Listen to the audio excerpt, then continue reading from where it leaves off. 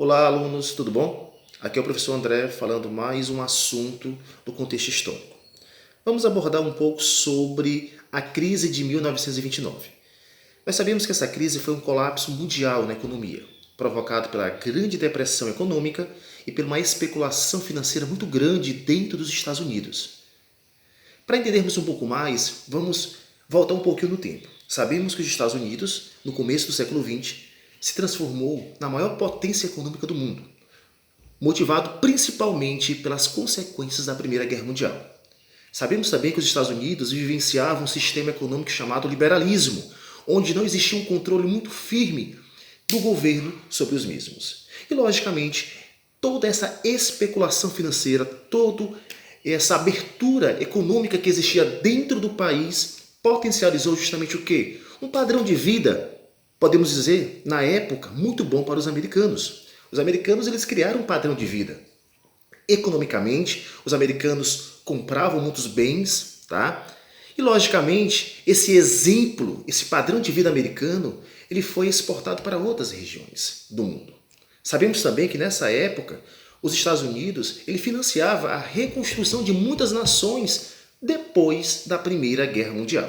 Enfim, essa especulação econômica levou o quê? Levou justamente aos americanos a comprarem, a investirem, a principalmente investirem nas bolsas de valores. Muitos americanos, eles utilizavam o valor da sua casa, pegavam sua casa como garantia e, logicamente, imaginavam que esse padrão de vida seria para sempre, jamais acabaria. Ou seja, essa especulação financeira, esse investimento muito grande nas bolsas de valores e principalmente o crescimento da produção industrial, onde o salário dos trabalhadores não acompanhava o crescimento industrial, levou a uma crise muito grande nos Estados Unidos.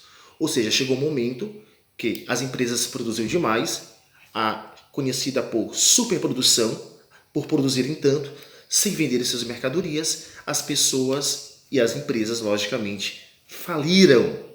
E, logicamente, essa crise nas empresas foi repercutida também aonde? Dentro da Bolsa de Valores. Ou seja, a quebra da Bolsa de Valores, principalmente tem uma data interessante, 24 de outubro de 29, uma quinta-feira negra conhecida para a história, ocasionou justamente o quê? Um efeito dominó.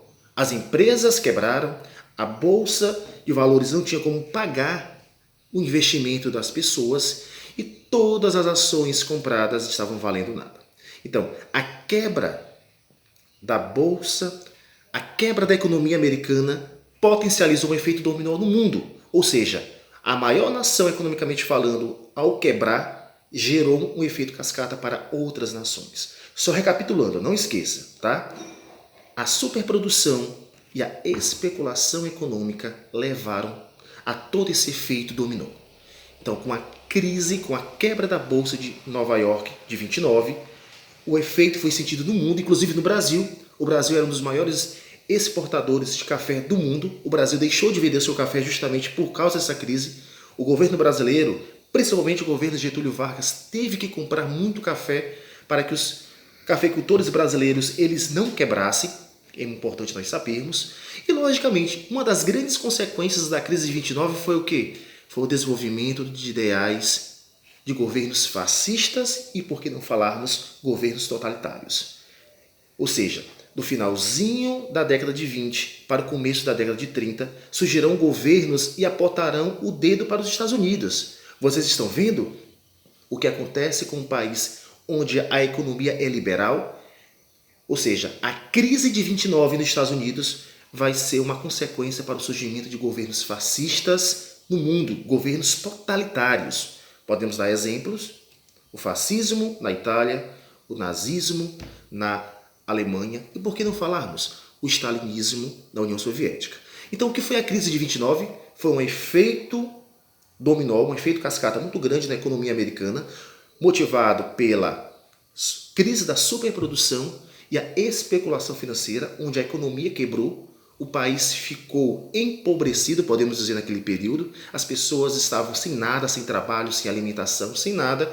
E isso, consequentemente, geraria como uma das motivações para o surgimento de governos altamente totalitários no mundo que queriam mandar e desmandar no mundo.